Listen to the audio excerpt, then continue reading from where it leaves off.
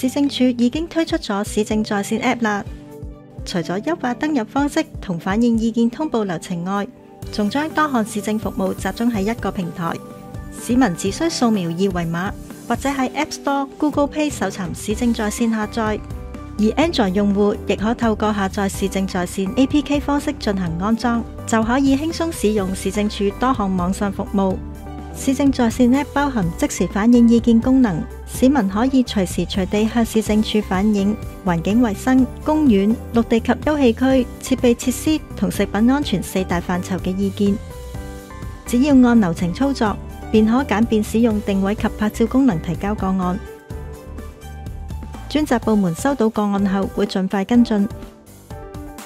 如果市民想了解個案進度，只要點選查詢個案就可以啦。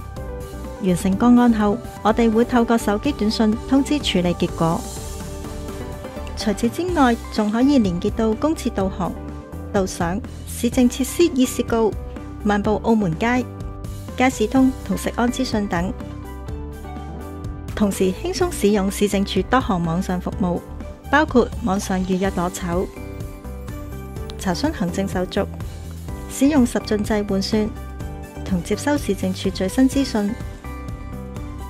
為咗配合市民嘅使用習慣，市政在線 App 設置2種登入方式，更具備中、葡、英3語，照顧不同使用者嘅需要，並可使用推送通知功能，選擇即時接收市政署各項最新資訊，例如市政新聞、招標通告、活動報名、人員招聘及食品安全等。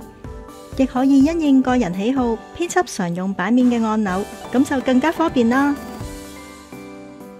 市政在線 App 將陸續推出更多功能，滿足市民唔同嘅需要。咁方便，仲唔快啲下載？市政署與你共建美好城市。